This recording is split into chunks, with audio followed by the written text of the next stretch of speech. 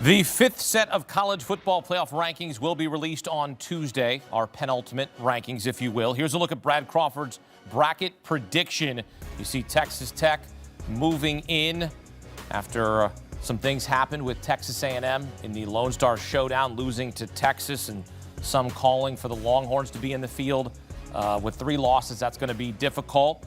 As you see now, Texas A&M is a 5 seed, according to Brad, hosting Tulane in the first round. 8-9 stays the same. Virginia, the projected ACC champion, they will face Duke for that ACC title. Oregon hosting the Cavaliers, Alabama, and Ole Miss. The big sticking point there is, well, will Lane Kiffin be there, or will he be in Baton Rouge? That remains to be seen. This college football playoff look ahead is presented by Capital One. Back here with Beanie Wells, Richard Johnson, welcome in the aforementioned Brad Crawford. Let's start here with this. A doomsday scenario is playing out in the ACC as a 7-5 Duke team weasels its way into the ACC championship game against Virginia. Cavs beat the Blue Devils by 17 2 weeks ago, Brad, and we talked about this for the last month, how this could happen. It has now happened. It did. SMU erased a 17-point fourth quarter deficit tonight, and then Cal game-winning drive in the final minute. Now we have a 5-loss Duke team with a chance to essentially play a home game in Charlotte next week against Virginia at Panther Stadium. And if Duke wins that game, Hakeem, you know what happens? JMU likely makes the playoff along with the American champion, and that could leave the ACC out. It depends on if the committee has Duke ranked on Tuesday night, and at 7-5, there's no way the Devils will be ranked.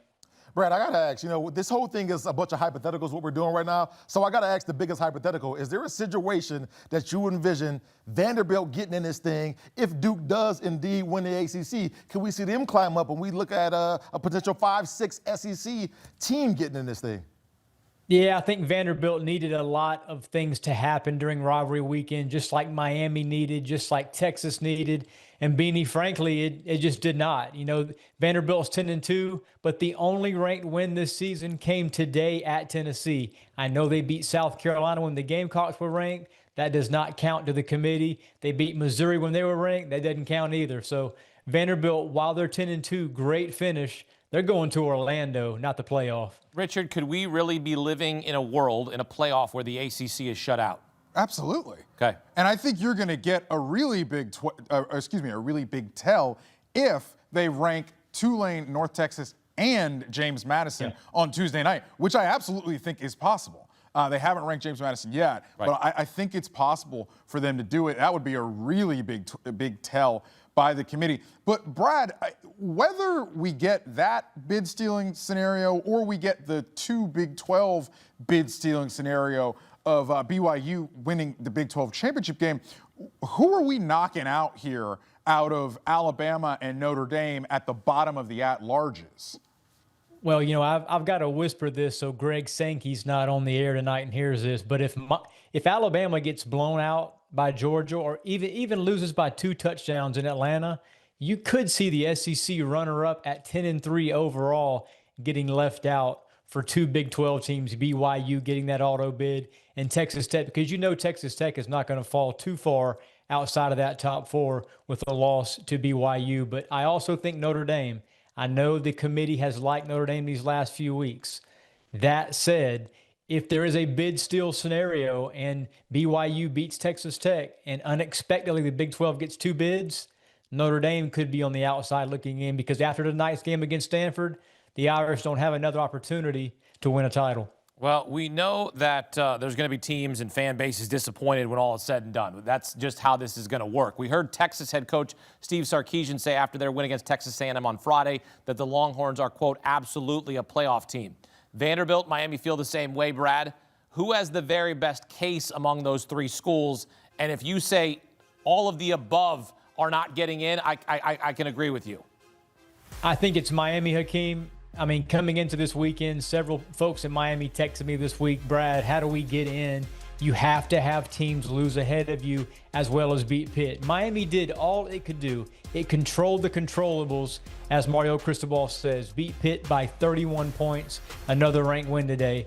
But some of the chaos that Miami needed ahead of them just did not happen. Now, I do think there's a chance Miami is ranked ahead of BYU one more spot in Tuesday night's poll, but they still need chaos. And Notre Dame not going to lose to Stanford with a big lead. And we've seen, despite the head-to-head win over the Irish, the committee does not see Notre Dame and Miami in the same tier. All right, so if I give you a golden ticket and you can put one of those three teams into the playoff field, doesn't matter what the playoff field looks like, and you can put one of those teams in, who are you putting in? That's a hard question. Obviously, we've seen a lot of these teams play in big games, and the last big game I remember Texas going out and playing was obviously not outside of Texas A&M, which just happened the other night, but it's Georgia. I don't want to see Texas in this thing because I don't believe if they're playing another top-tier team that they'd be able to move the ball consistently and they'd be able to, score points on a top-tier defense. With that being said, I will have to go Miami, a team that I just talked about. I really don't feel sorry for because of the way that they lost to SMU and lost to Louisville, but I think they would probably be the most next deserving team to get in the college football playoff. Yeah, Texas, I don't want to hear about it. Texas, 3 losses. One of them is the worst loss any of these contenders have taken against Florida earlier in the season. And they also have the loss against Georgia, which was not close. It was a good game for 3 and change quarters, and then it wasn't. So that's on your resume. It's between head and heart here with these two teams because the head wants to put Miami in because, you know what Miami is and you know what Miami's resume is, but the heart wants what the heart wants, and the heart wants Vandy. The heart wants to see Diego Pavia That's what I want. on the biggest stage, striking the pose up there, playing for it all. Absolutely, that would be awesome if Vanderbilt were to be able to make the dance. I would love to see Vanderbilt in. Shouts to the Fighting Barton Simmons. I would love to see the Commodores get into this field because I think the way they're playing late, they're fun, right?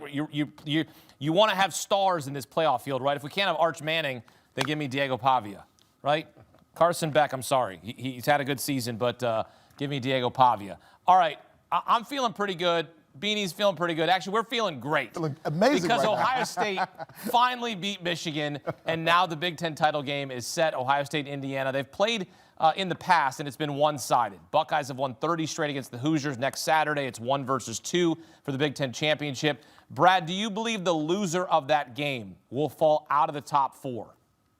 No, Akeem. I think Indiana, if it loses to Ohio State, goes to number 3. I've got the SEC champion. My projected pick, Georgia, being the 2 seed, and then Texas Tech getting that last coveted opening round bye as long as they take care of business in the Big 12 championship against BYU. So that's my 4 teams. I think you're going to see 3 conference champions and then the runner-up in the Big 10 final. Brad, I wonder if the committee wants to introduce some modicum of jeopardy for losing a conference championship. Doesn't mean you're out of the playoff, obviously, but I do think there should be at least some penalty for losing that game. And by penalty, I just mean knocking you out of the bye seeds.